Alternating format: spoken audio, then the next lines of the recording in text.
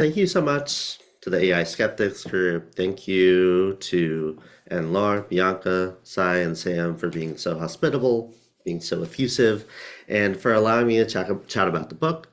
The talk today is based on the book, The AI Con, How to Fight Big Tech's Hype and Create the Future We Want. So let's begin. I want to set a scene for y'all. In late 2023, inside the grand halls of the U.S. Capitol of Washington, D.C., Senator Chuck Schumer, Senate Majority Leader at the time, led the eighth of a set of forums he had been convening around artificial intelligence, or AI. These insight forums were intended to provide this august body of the Senate with some information about how to handle this new technology. At this particular meeting, a number of notables were in the audience, including Yoshua Bengio, who received the Turing Award, one of computer science's highest honors for his work on AI, Jared Kaplan, co-founder of the influential AI startup Anthropic, Alexander Madzrai, at the time OpenAI's head of preparedness, and Stuart Russell, an influential professor of computer science.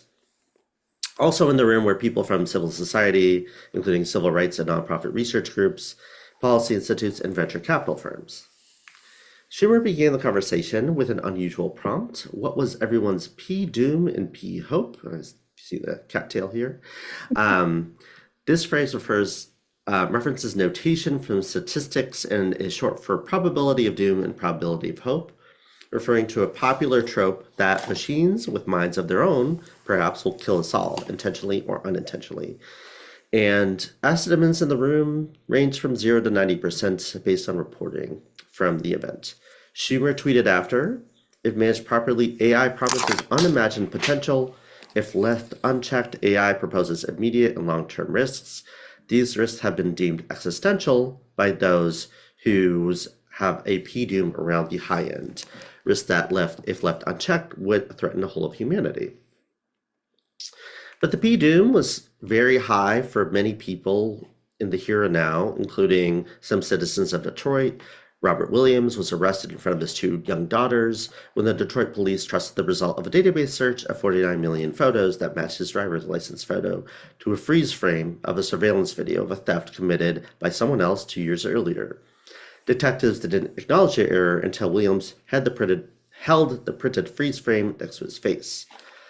A doomsday scenario is underway for teenagers, especially teenage girls, and this is especially peaked in light of X, originally Twitter's, and Grok's kind of mass nudifying abilities, which is going unchecked, or rather checked for paid subscribers. These kinds of technologies allow individuals to, quote unquote, undress people. Vast majority of them are women, and including teen girls. Also, the fact that these are trained on porn means that this is also creating non-consensual pornography of sex workers on which, of whom these data sets collect their bodies as well. And in 2023, as the IDF and Prime Minister Benjamin Netanyahu went and aggressed in Gaza, they were using a system, marketing as AI, carrying out their assaults in the Gaza Strip. Using a system called the Gospel, they were assigning possible targets, including so-called power targets, to high-rise residential blocks. And in the words of a former officer, the system facilitates a mass assassination factory. In some newer reporting from 972 magazine, the publication reports that Unit 8200, the Israeli intelligence agency, is developing a new ChatGPT-like artificial intelligence tool and training it on millions of Arabic conversations obtained through surveillance of Palestinians. An intelligence source said, AI amplifies power. It allows operations utilizing the data of far more people, enabling population control. It's not just about preventing shooting attacks. I can track human rights activists. I have more tools to know what every person in the West Bank is doing. But these harms befalling real people are not what P-doom refers to. Despite what leaders in DC, New York, and Silicon Valley say, P-doom is the wrong metric and the wrong framing, and it serves to obfuscate what's really going on. So, like the book says, AI is a con. It's a bill of goods are being sold to line someone's pockets. A few well-placed players are poised to accumulate significant wealth by extracting value from other people's creative work, personal data, or labor, and replacing quality services with artificial facsimiles. The language of P-Doom is a ruse to keep us focused on imaginary scenarios filled with awe at modern robber barons' allegedly potential world-ending technology, too distracted to see harms being done in its name. And we call this a type of con AI hype. AI hype is not particularly new, especially tech hype, and we've been through AI hype cycles before. And the language of P-Doom makes this technology appear powerful, if not godlike, in its technological relation. But this belies what these technologies are doing to the rest of us, threatening stable careers and replacing them with gig work, slashing personnel in government, cheapening our social services, and degrading creativity. And then when we say AI, we should say that AI itself is a marketing term. And when we're speaking about particular technologies, it's helpful to be as precise as possible. In this way, we're following people like Lucy Suchman and Emily Tucker to really unreify the concept. It's helpful to create a critical distance from the term. So every time we write AI, imagine or say AI, imagine there's a set of scare quotes in it, or replace it with a ridiculous phrase like mathy maths, a racist pile of linear algebra, stochastic parrots, referring specifically to large language models, or systematic approaches to learning algorithms and machine interfaces, aka salami. So AI is actually not a coherent set of technologies. It's diverse in construction and application. AI as a kind of term of art wasn't even really popular until 2012 after the kind of resurgence of neural networks as a methodology. But that term serves to obscure the diversity of the different technologies. So it's actually helpful to speak in terms of what's being automated rather than speaking about AI in generalities. So there's a few that we can talk about. So one of them is in decision making. So these are often called automated decision making systems or ADSs, and they're often used in things like setting bail, approving loans, screening resumes, or allocating social benefits. And these uses are contentious, rightfully so, because they have incredible consequences for the people involved in them. And for more details on this in incredible detail, I refer you to Virginia Eubanks's really paradigmatic work, Automating Inequality. The second is classification. That involves sorting different inputs into different outputs. So image classification can be used to help consumers organize their photos. So are these pictures of blueberry muffins or chihuahuas, or it could be used by governments for surveillance, matching security footage, a security footage frame to a database of driver's license photos, such as we saw happening erroneously for Robert Williams. Recommendation is a third type, so that presents information to somebody based on their search or purchase history, or by searches performed by somebody else with a similar profile. So this is like collaborative filtering done in recommender systems, and they're used all over the internet, social media sites with algorithmic feeds, Amazon product recommendations or movie suggestions in Netflix. Transcription or translation, this is translation of one type of information from another.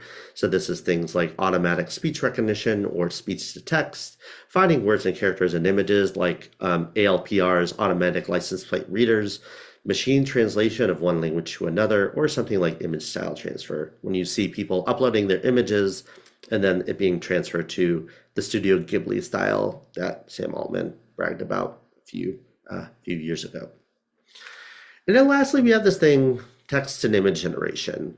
This is things that get looped into generative AI, or what we call synthetic media extrusion machines, or synthetic text extrusion machines, synthetic image extrusion machines. So these are systems like ChatGPT, Gemini, or DALL-E that allow users to generate images or plausible sounding text based on textual prompts. Lumping all these together under the label of AI creates the illusion of intelligent technology. If our photo software's sharpening tool is imagined to be the same thing as a system that appears to cheerfully answer questions on any topic, They're both perceived as even more intelligent or magical than each alone.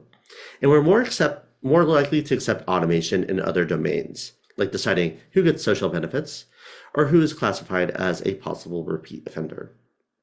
So what's AI hype?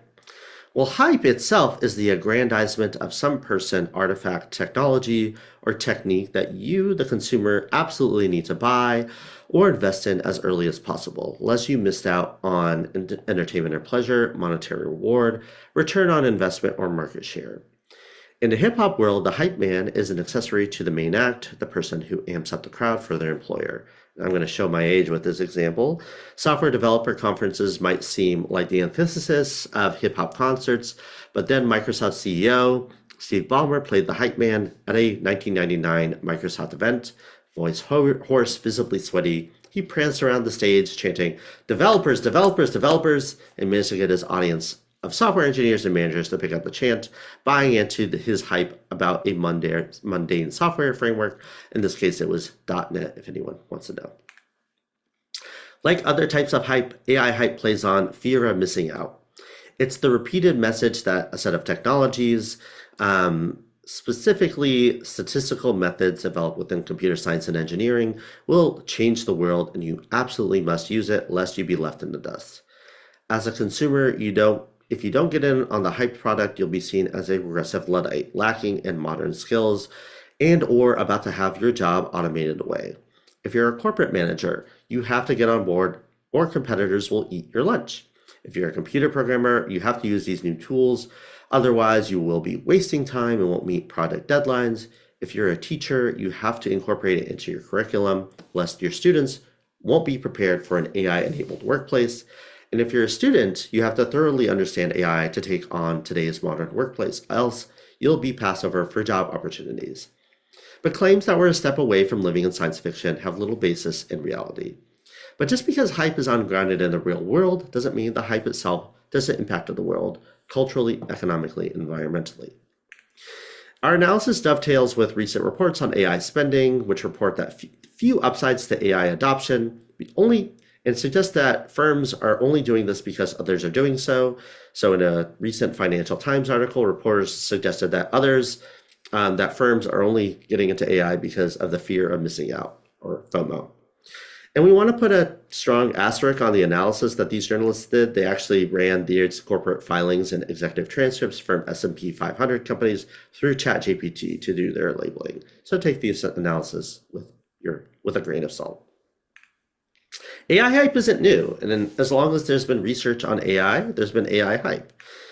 And in the most commonly told narrative about the research field's origins, mathematician John McCarthy and computer scientist Marvin Minsky organized a summer-long workshop in 1956 at Dartmouth College in Hanover, New Hampshire, to discuss a new set of methods around quote-unquote thinking machines. The term artificial intelligence itself is attributed to McCarthy. The way that the origin story is told, Minsky and McCarthy convened the 2-month working group consisting of 10 mathematicians, physicists, and engineers, which would make a significant advance in this area of research. Just as it is today, the term artificial intelligence did not have much coherence. Fundamentally, the forerunners of this new field were concerned with translating the dynamics of power and control into machine-readable formulations. These men were concerned with the development of tools that could be used for the guidance of administrative and ultimately military systems.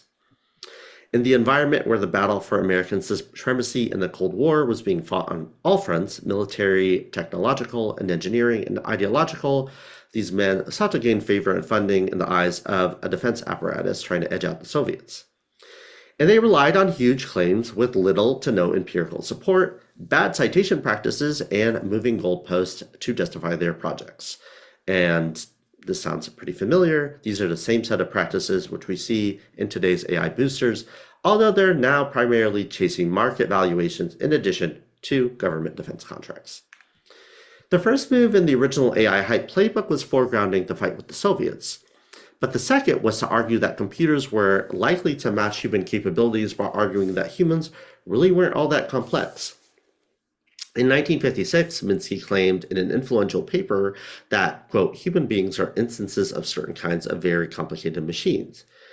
And if that were indeed the case, we could use more controllable electronic circuits instead of fleshy neural networks in place of people and military and industrial contexts. And we see this over and over, and we've especially seen it today in discussion of neural network technologies. And we've seen a bit of a back coding of neural networks as mechanical brains.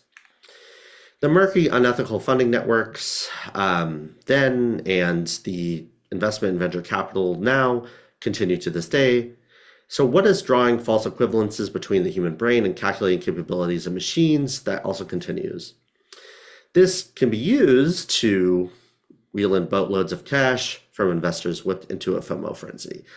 And even the examples we have in the book feel dated. I mean, the kind of valuations that we're seeing today is ridiculous. And here's a quote from a recent PitchBook article, which says the capital is even more intensive. This looks at global investment and North American investment in AI. About 21% of all VC investment is going in AI and machine learning startups. In North America, 70% is going into AI and ML. Of that, 40 billion itself came from OpenAI's recent round led by SoftBank. So that sets the stage of what AI refers to. Let's talk about what AI does in the world. So first, AI is a threat to workers. And with this, I want to foreground the fight from the Writers Guild of America, East and West. They are the labor union that represents Hollywood writers, and in May 2023, they went on strike.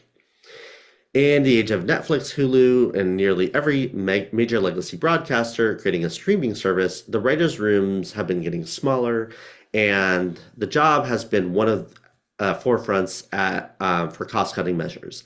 The strike focused first on residuals coming from streaming, but the studios, in this case the AMPTP, was interested. They said they want to explore the use of AI in the writers' room.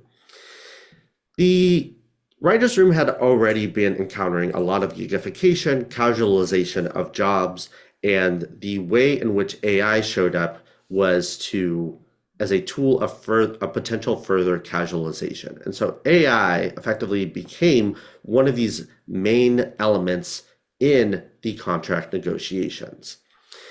The WGA did an incredible job of pushing back against this, and it became one of the main elements of their demands in the strike.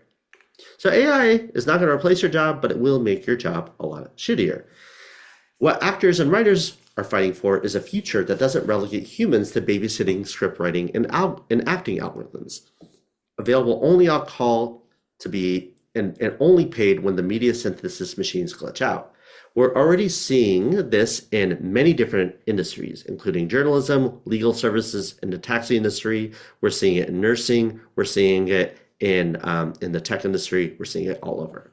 While executives suggest that AI is going to be a labor-saving device, in reality, it's meant to be a labor-breaking device. It's intended to devalue labor by threatening workers with technology that could supposedly do their job at a fraction of the cost. And there's some very, very instructive examples that we talk about in the book. One of them is the National Eating Disorders Association. So the National Eating Disorders Association attempted to replace their workforce, which is a set of volunteer and paid coordinators and hotline operators, with a chatbot. This happened after the need of workers, exhausted from the uptick of work during the COVID lockdown and pandemic, and COVID's not over, but I want to mention the lockdown, had voted to unionize under the moniker of Healthline Associates United. Both paid workers and volunteers had encountered intense workloads, and despite being a place where others received mental health support, they received very little themselves. 2 weeks after unionizing, they were summarily fired for organizing, a violation of U.S. labor law. And then soon after, a poorly tested chatbot called Tessa was brought online. According to its creator, the chatbot was intended to provide a limited number of responses to questions about things like body image. And this is from the researchers who developed it. But Tessa was quickly found to be an impoverished replacement for workers, offering disordered eating suggestions to people calling the hotline. Eating disorder advocate and fat activist Sharon Maxwell documented how the chatbot offered, quote, healthy eating tips, suggesting that she could safely lose 1 or 2 pounds a week through counting calories. And these tips are the hallmarks of enabling disordered eating. The chatbot was quickly decommissioned, but the NEDA hotline has since been taken offline, creating a major gap in mental health services for those struggling with eating disorders. In short, when NEDA tried to replace the work of actual humans with an AI system, the result was not doing more with less, but just less, with greater potential for harm. Another example, clothing models that are used to run the runway, but also show off clothing for online stores, have been having their livelihood threatened with virtual models. So during a roundtable hosted by the Federal Trade Commission, Sarah Ziff, executive director of the Model Alliance, which is an organization that aims to promote fair treatment, equal opportunity, and more sustainable practices in the fashion industry, noted that companies were using AI-generated deepfakes, in this case, text-to-image technology, to advertise the semblance of diversity in their modeling roster. In one particularly egregious case, Levi's said the jeans brand said it was going to use virtual models to showcase clothes on its website to, quote, increase the number and diversity of our models, claiming that the use of these fake models would be more sustainable. What this meant is that they wanted to you basically spend less money by leaving out actual humans. And by leaving out actual humans, they were especially going to leave out models who were people of color, plus-sized, elders, and gender minorities.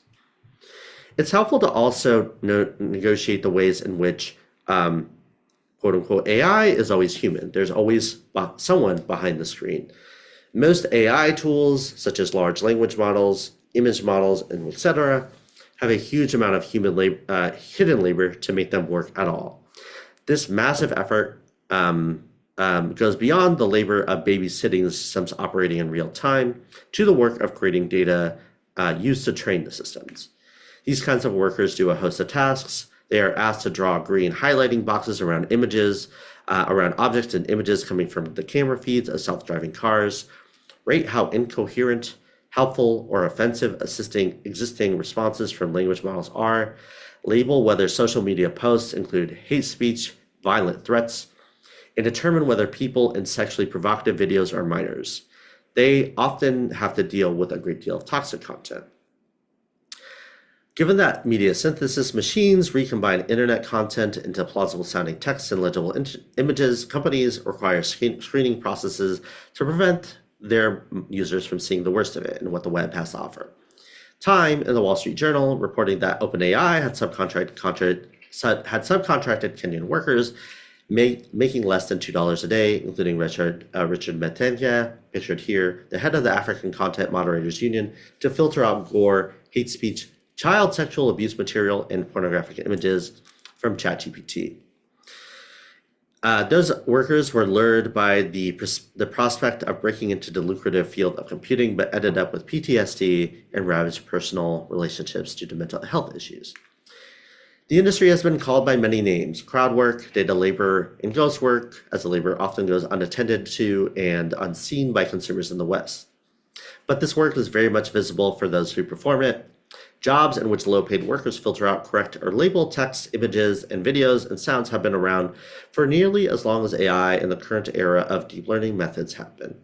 It's not an exaggeration to say that we wouldn't have this current wave if it weren't for the availability of on-demand laborers who could be called upon to perform a set of tasks whenever some AI researchers or corporate engineers demanded it. And here I want to give a shout out to a specific DARE project that is convened by my wonderful colleagues, Milgros Micheli, Adia Danica, Crystal Kaufman, and others, called the Data Workers Inquiry, which is a repository of worker-led co-researchers, worker-led stories and co-researchers who have been in this industry. So second, AI is not a replacement for social services. AI boosters will brag that these machines will make key services more accessible for everybody. So medical advice will be free and on demand. Legal services will be available to anyone who needs them, and robot teachers will provide the care and knowledge that was only available in our wildest dreams. But in reality, the parts of these that actually matter, relationships, economies of care, and time spent with professionals who want to help and understand your problem, will be devalued and replaced by cheap fakes, and for people who can't afford real professionals.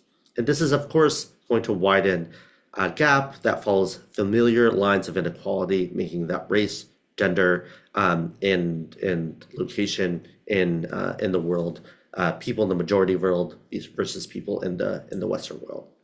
And so this is a quote from AI booster Ilya Sutskever, first chief co-founder and chief scientist at OpenAI, who now has his own startup called Safe Superintelligence, who says, in the future, once the robustness of our models will exceed some threshold, we will have wildly effective and dirt cheap AI therapy will lead to a radical improvement in people's experience of life, one of the applications I'm most eagerly awaiting.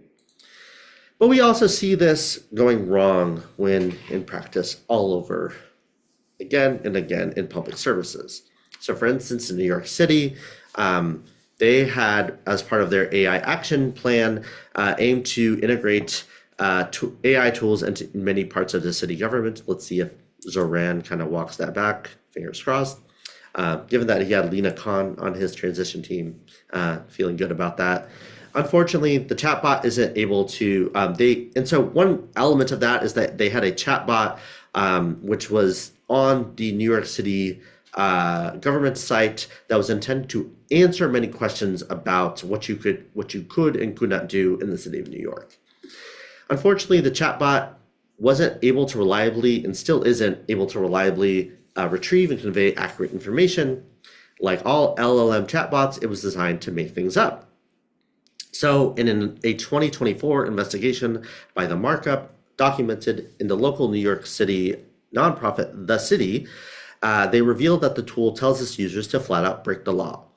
The chatbot responded that it was perfectly okay for landlords to discriminate based on whether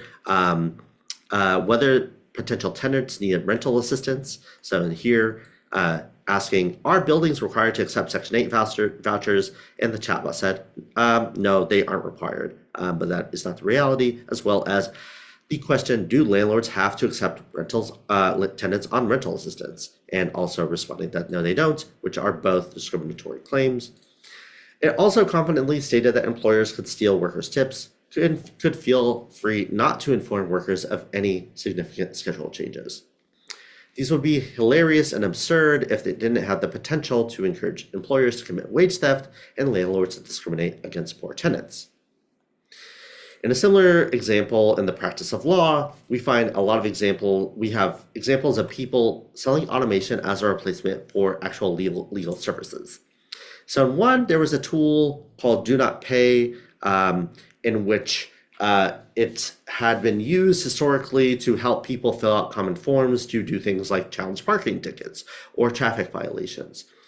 But in 2023, they said that they were going to use OpenAI's GPT-3 model and begin seeking people willing to use it in real time by allowing the system to listen in court.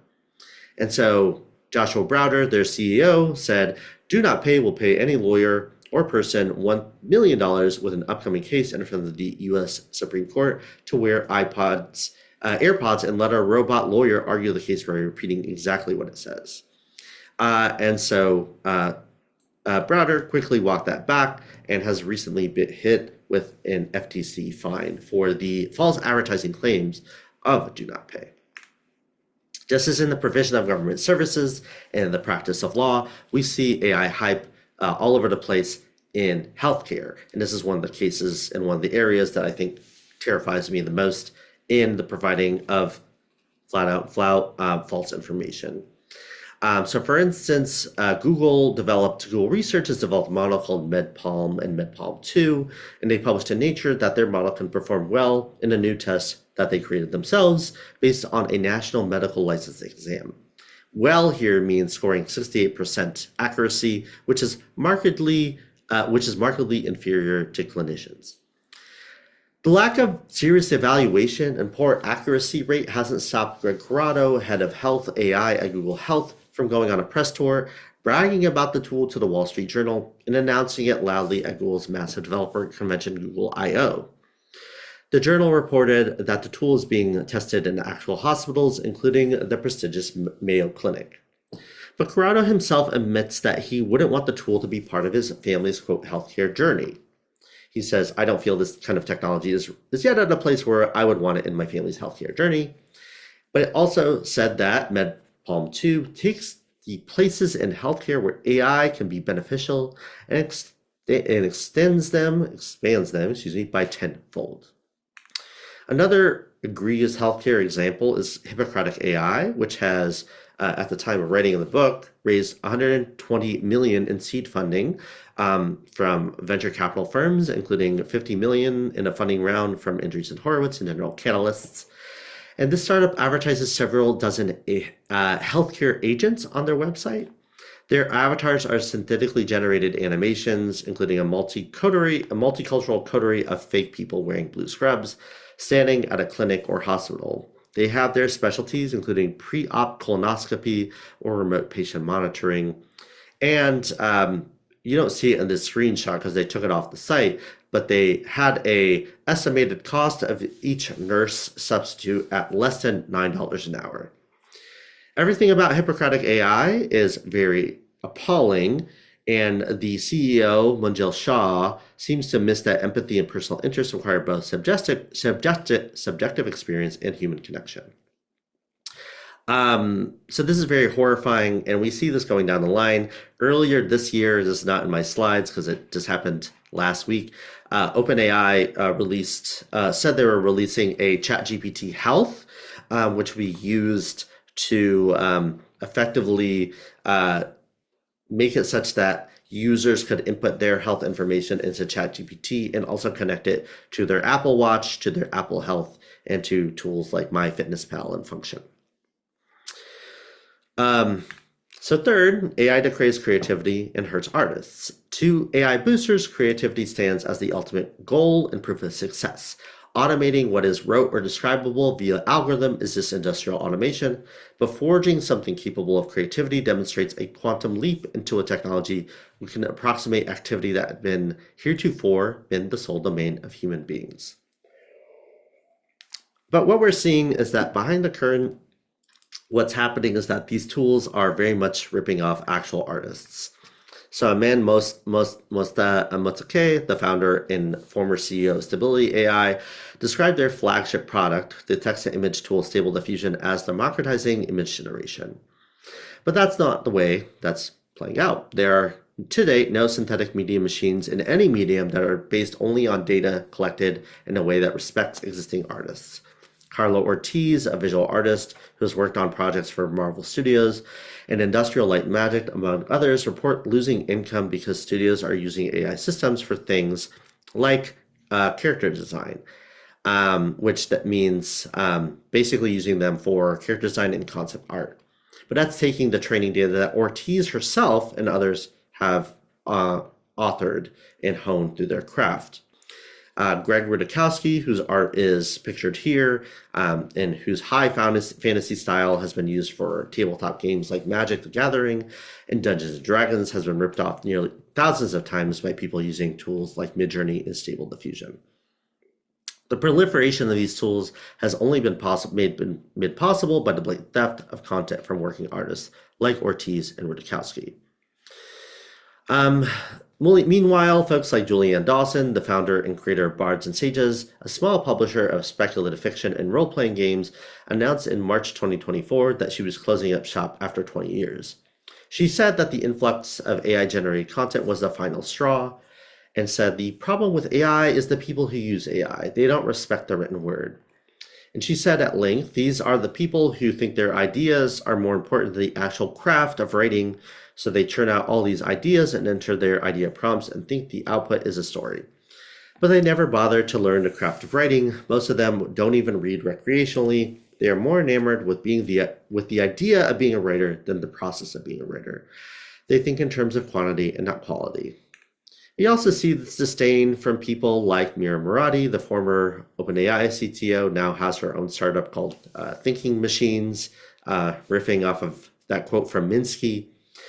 And she sat on stage at an engineering event at Dartmouth College, the place where artificial intelligence was quote unquote founded. Some creative jobs maybe will go away, but maybe they shouldn't have been there in the first place.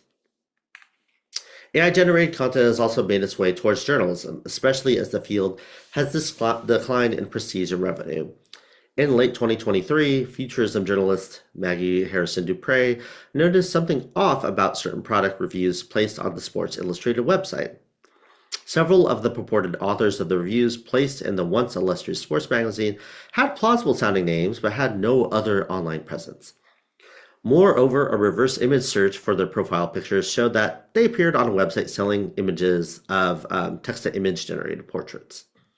The content of the product reviews sounded bizarre. One for volleyball stated that the sport can be a little tricky to get into, especially without an actual ball to practice with.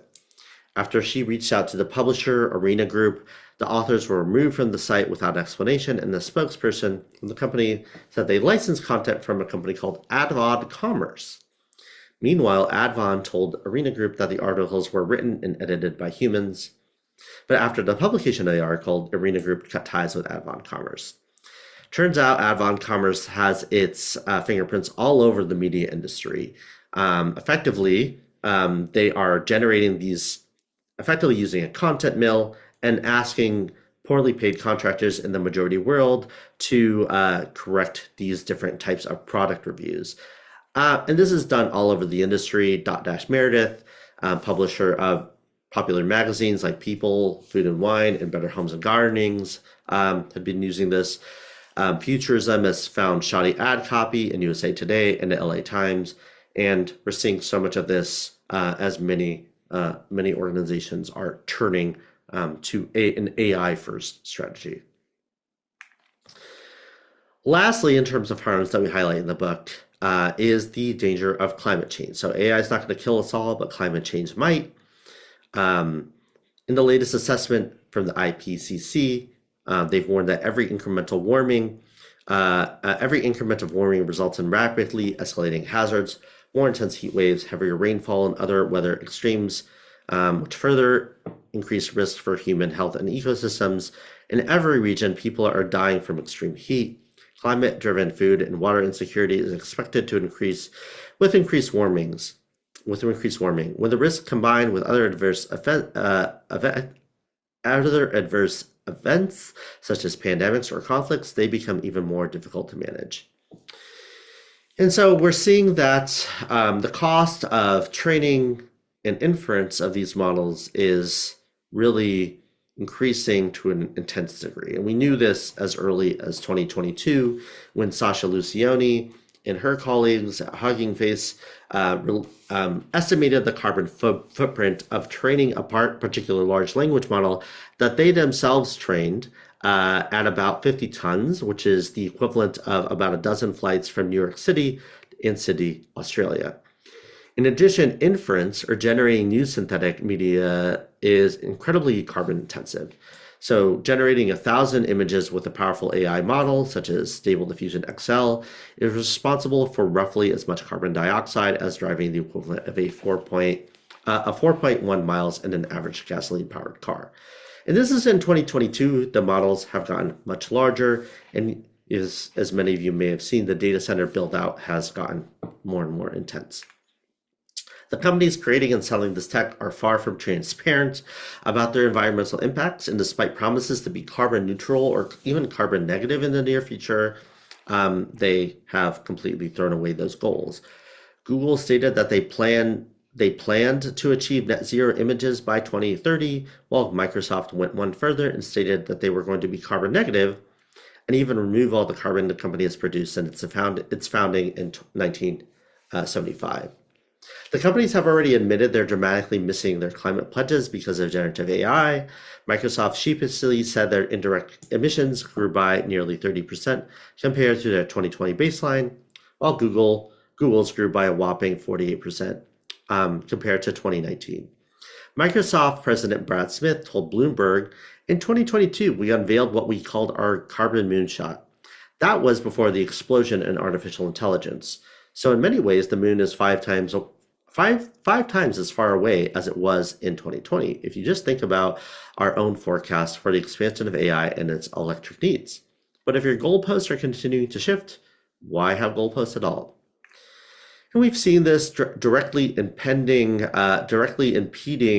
climate mitigation goals. The Washington Post reported in 2024 that coal-powered electric plants in West Virginia, slated to be taken offline, are instead being kept running to feed the demand for data centers in Virginia.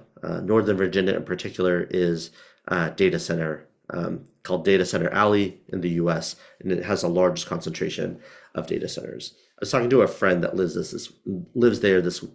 in that area this weekend and was already complaining about new data center built out. It's telling that the energy demands for generative AI systems globally are expected to increase dramatically, rising tenfold between 2023 and 2026, and that Google, Microsoft, and OpenAI, and in addition to Amazon, are putting billions of dollars into new data centers. So, with that cheery outlook, I'm here to also tell you that I don't want to end this on a negative note. AI is not inevitable. You are, for instance, in a workshop called AI-Skeptics. And we want to really signal that you can fight back no matter what exists in the AI hype domain. The AI bubble seems close to popping, or at least deflating dramatically. We know that the productivity claims are really marginal in nature. Layoffs that are attributed to AI are more due to shifting assets into investing in AI firms. And we're trying to see this actually play off. There's not really a path to making this business model worth the capital expenditure. David Kahn at VC giant Sequoia Capital wrote in June 2024 that AI firms need to turn something like $600 billion in revenue for the AI bet to pay off.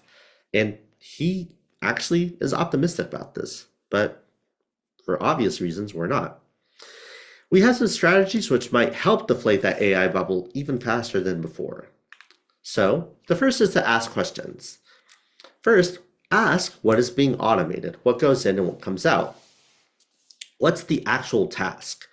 So if we think about something like Hippocratic AI, they advertise their healthcare agents and they say it's skilled nursing ability.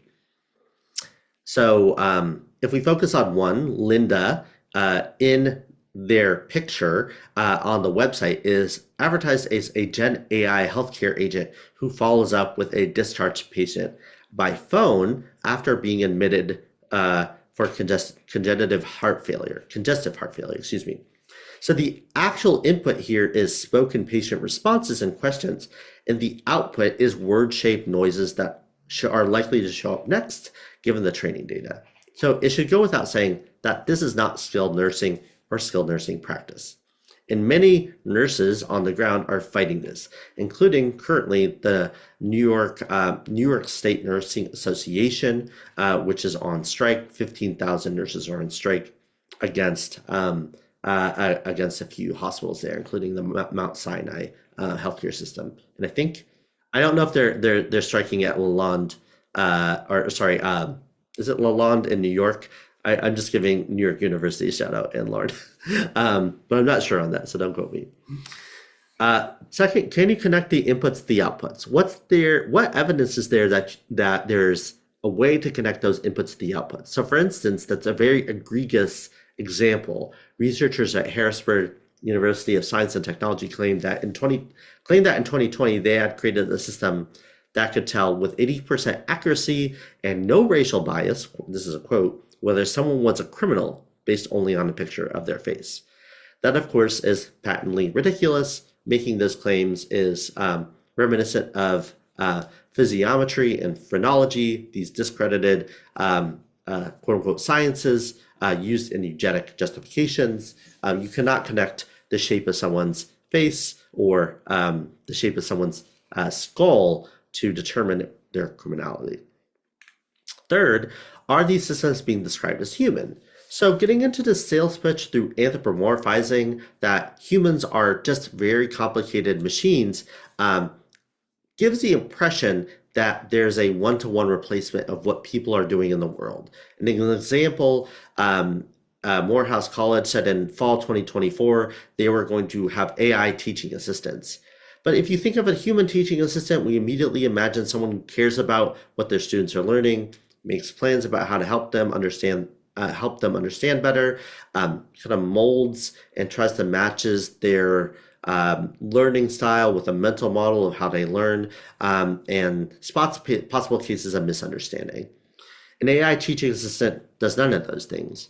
So for any system that gets sold as, quote, AI human role, we can also ask, what motivates calling this thing by that name? What else do we expect people in that role to do? And who is falling for the suggestion that the system can actually do those things? Fourth, how's the system evaluated? I didn't go into this too much, but the kind of evaluation metrics that are used in these systems sound very impressive. They'll say that they're 80% accurate, or they can do so much at a great task.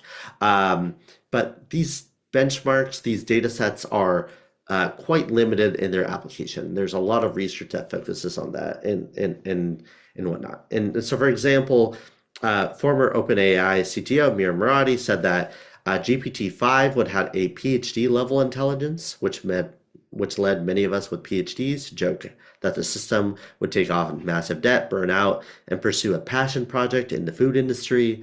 But those claims beg two questions. What is actually being measured, and how does it relate to the intended use of the system? A lot of the times that information just isn't available, and especially when they're using tests that humans take to actually do that evaluation. Fifth, who benefits from this technology, who is being harmed, and what recourse should they have? In this case, we've seen many cases in which the rich get richer and the poor get poorer. Sometimes corporations are using automation as an excuse to replace well-paying jobs with more precarious ones. In others, it's governments using automation as a band-aid over gaping holes in our social safety net. But the harms aren't always economic. For example, automated surveillance further terrorizes over police communities, and automated media synthesis machines pollute our information ecosystem. And then lastly, how was the system developed, and what are the labor and data practices? So many of the times, the systems that get sold as AI are actually just cover for the work of many, many humans, usually in exploitative working conditions. Just as in fast fashion, chocolate, and similar kind of commodities, looking into the labor practices puts us in a better position to make ethical decisions in our own consumer patterns, but also when we find ourselves with the power to impact larger institutions. So we also have existing practices in fighting AI hype at work, in your institutions, in your schools, and at the workplace. One of them is the role of librarians and information literacy. So thinking about how we access information can also be a really helpful a predecessor to understanding how we can deal and think about AI literacy.